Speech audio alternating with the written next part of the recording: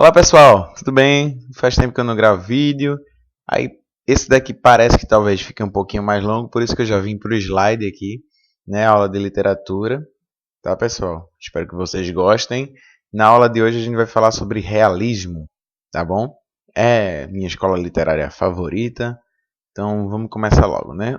Primeiro a gente sempre olha para o contexto histórico, né? Que fica mais fácil de olhar, de estudar, né? Pensando na história. Vê, a gente tem o segundo reinado, não é? Que era lá com Dom Pedro II e tudo mais. Mais lá para frente eu vou falar um pouco mais sobre isso. Temos também a segunda revolução industrial.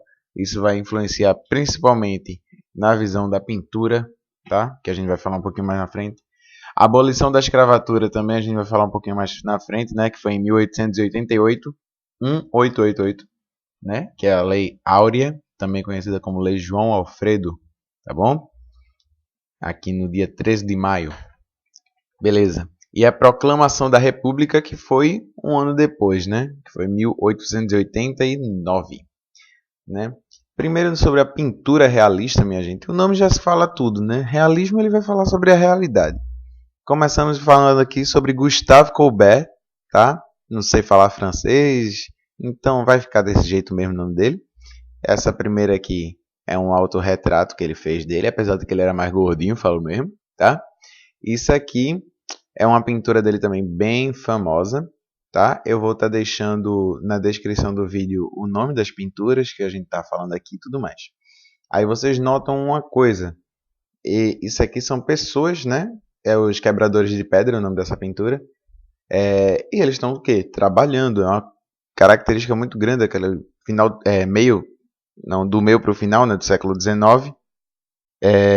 Trabalhadores trabalhando. E ele dizia, né? Colbert dizia que o pessoal pedia para ele pintar anjos e tudo mais, e ele só ia pintar anjos se ele visse um anjo. Ele ia pintar a realidade, né? E também um nome que eu não sei falar direito, que é Jean François, sei lá, Millet, né? Eu acho que isso fala assim, não sei.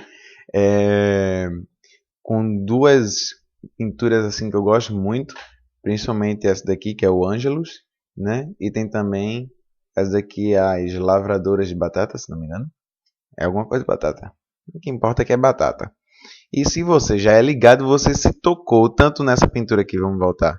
Eles estão com a face olhando para o chão. É uma característica muito legal de pintura realista, né? Ó, as faces olhando sempre para baixo, né?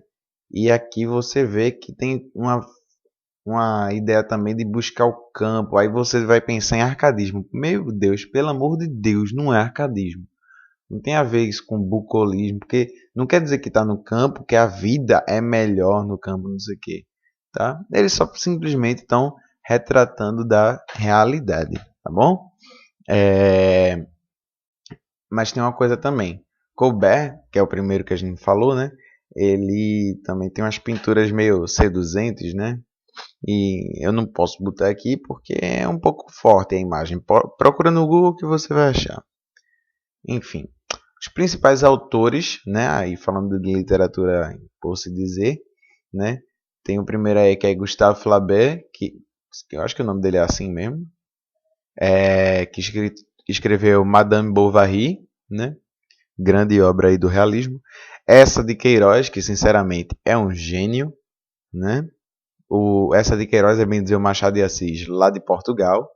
Ele e Machado de Assis já trocaram cartas e tudo mais, mas foi Machado de Assis botando para lascar essa Queiroz, que ele escreveu, né, O Crime do Padre Amaro, teve muita revolta, assim, vamos dizer, na Europa, né, porque falava de padre e crime ao mesmo tempo, bicho, o negócio vai ser punk, né.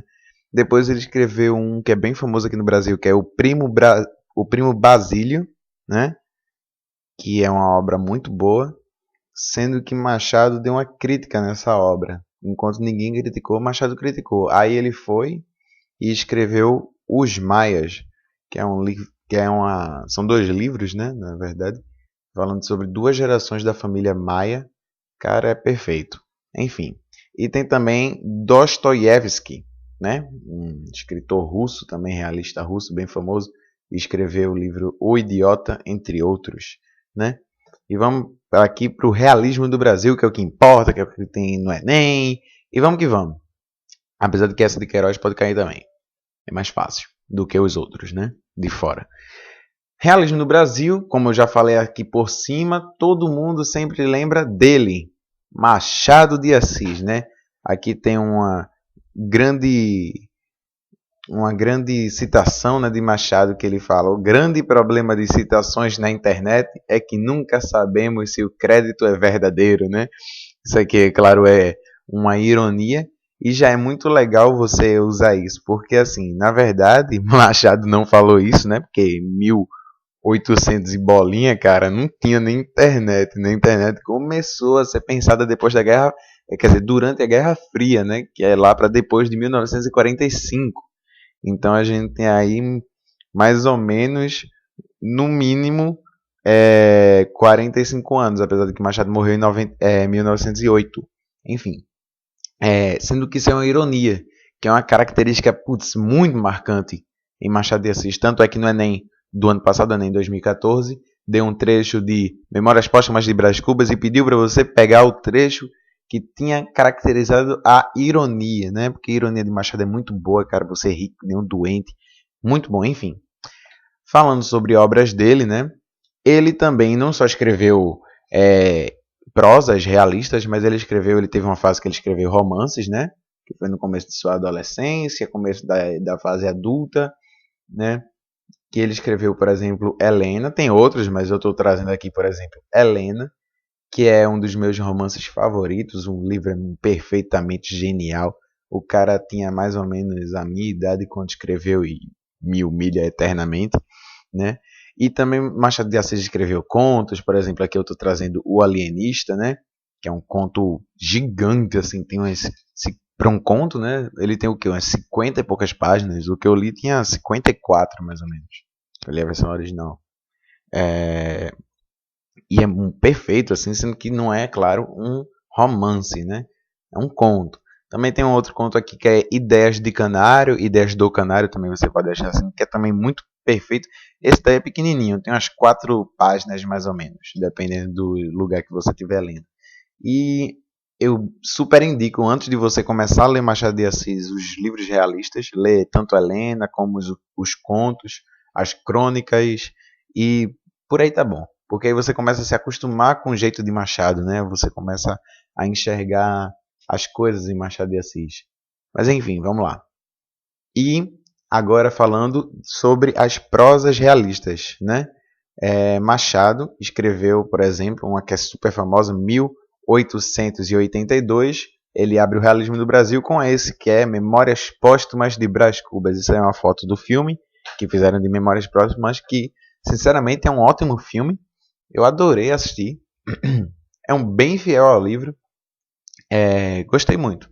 Claro, né? Filme não se compara a livro, mas é legal você assistir primeiro o filme, né? Para poder começar a se acostumar. E tem o filme traz toda a ironia, o sarcasmo e etc. que você encontra nas obras perfeitas de Machado de Assis, né? E também agora vamos falar também do meu livro favorito de Eternamente, que é o Dom Casmurro. Essa foto aí é da minissérie Capitu, né? Que já exibiu aí na Globo. A Globo exibiu essa minissérie. Tem uns 4 ou 5 capítulos, não lembro direito. Mas enfim, falando do livro, né? É um livro ridiculamente perfeito. É um tapa na cara da sociedade, né? Traz em tona assuntos como a a igreja, né, a influência da igreja na vida de adolescentes, de jovens, que é quando Bentinho tem que ir para o seminário porque a mãe fez promessa, aquela frescura toda, e tanto é que Bentinho não quer, né? Então tem esse problema aí, essa problemática que Machado de Assis traz. Tanto é que Machado de Assis eu sinto ele meio revoltadozinho com a igreja, né? Você vê isso também, mas ele não é revoltado somente com a igreja, ele é revoltado com os seres humanos. Você vê isso no conto A Igreja do Diabo, que é um ótimo conto também. Foi o terceiro conto que eu li de Machado, eu acho.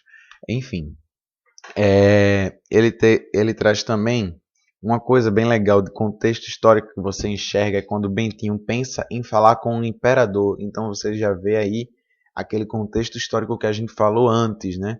Porque Bentinho queria falar para o imperador, dizer para a mãe dele, ver como o cara era doente, velho. Dizer para a mãe dele liberar o cara do seminário, sendo que ele não consegue, né? Porque Bentinho não queria ir para o seminário porque estava apaixonado por Capitu, cresceu com Capitu desde a infância, por aí, enfim. Também outra coisa bem legal que ele traz é a parte do ciúme, né? Que é um sentimento ridículo do ser humano. Ele faz você olhar Bentinho e começar a xingar Bentinho, como eu já fiz um pouquinho aqui. Que é um menino ridículo. O ciúme dele é horrendo. Ele tem ciúme até da lua. Quando a lua ilumina Capitu, ele acha que não pode. Bicho, me poupe. 10 mil anos de me poupe pra você. Enfim. Também traz em tona aquele tema de traição, né? Que é aquela grande pergunta se Capitu traiu ou não Bentinho. Bem, ninguém sabe provar se Capitu traiu ou não. Tanto é que quem conta a história é Bentinho e Bentinho acha que ela traiu, mas você ainda fica com aquela pulguinha atrás da orelha. É genial. Agora que todo mundo sabe é que Escobar, que é o grande amigo de Bentinho, que ele acha que Capitu traiu ele. Desculpe. Ele acha que Capitu o traiu com Escobar. Todo mundo sabe, quer dizer, todo mundo que lê o livro pode ter notado que Escobar traiu sua esposa, que era Sansa. Sancha. Sansa de Game of Thrones. Enfim. Escobar traiu Sancha. Tá? Que é outra coisa assim, mas ele deixa bem por cima. E ele dá uma ideia também de que Bentinho traiu Capitu. Mas aí você tem que ler o livro. Eu não vou ficar dando spoiler não, mas vamos lá. Dando spoiler mesmo. Enfim, basicamente, o Enem não vai cobrar que você saiba toda a história de Dom Casmurro, toda a história de Memórias Póstumas, Helena, A Mão e a Luva, Isaú e Jacó, essas coisas de Machado de Assis. Ou de essa de Queiroz, que seja Os Maias, Primo Basílio, o Crime do Padre Amaro. Ele cobra que você entenda essas coisas, como o contexto histórico, a idealização, que é bom lembrar que o realismo é totalmente contra o romantismo, tá?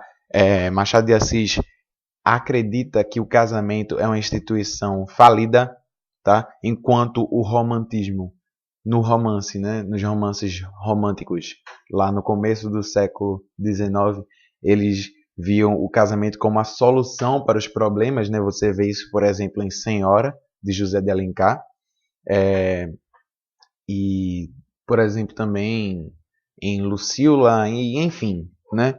O casamento é a solução para os problemas das pessoas, mas o realismo é totalmente contra isso, né? Você vê muito bem isso em Dom Casmurro, que, por exemplo, Bentinho, quando não era casado com Capitu, ele ainda tinha uma vida meio que feliz com ela, mesmo com todos os empecilhos. Depois que casou, veio aquele ciúme ridículo dele, e aí lascou de vez, né? Mas é muito bom você ler Machado de Assis, porque você para de ter uma ideia tão fantasiada do mundo para poder olhar realmente a realidade, por isso o nome realismo, né? E aí, acabando nossa aula, fica a dica de hoje, é simplesmente essa. Leia Machado de Assis, que aí você vai entender todo o meu amor, todo amor que qualquer pessoa fala. A gente tem que ter maturidade para ler Machado, porque é uma leitura muito complicada às vezes, principalmente essas prosas. Mas primeiro leia o romance, depois leia alguns contos, crônicas, aí você pode partir para prosa realista, né? E não se esquecendo que Machado de Assis, além disso, também ele escreveu muitas coisas. Ele tem uma obra ridiculamente vasta. E ele também escreveu poesia. Machado de Assis também é poeta, mas o Enem não trata muito disso. Mas ele é poeta parnasiano, né? Que fica para aula próxima da gente. Já já tem aula sobre parnasianismo, que é uma escola literária. Eu gosto. Não, brincadeira, eu gosto. Não tem escola literária que eu não gosto dessa bosta. Mas enfim, Machado de Assis também escreveu poemas parnasianos. Mas o principal fator de Machado de Assis foi sua genialidade enquanto prosa realista, beleza? Apesar de que todas as obras demais são perfeitamente perfeitas. Enfim, fico por aqui. Obrigado por ter assistido, pessoal. Desculpa aí qualquer coisa. Espero que vocês tenham entendido. Qualquer dúvida, deixem em comentários. comentários sobre Capitu, se traiu ou não Bentinho, se ela é corna, se Bento que é corno, ou se ninguém é corno e tudo é uma imaginação. Deixa aí nos comentários. Muito obrigado por você ter assistido. Espero que você tenha entendido tudo. E fique com Deus, meu querido. Deus.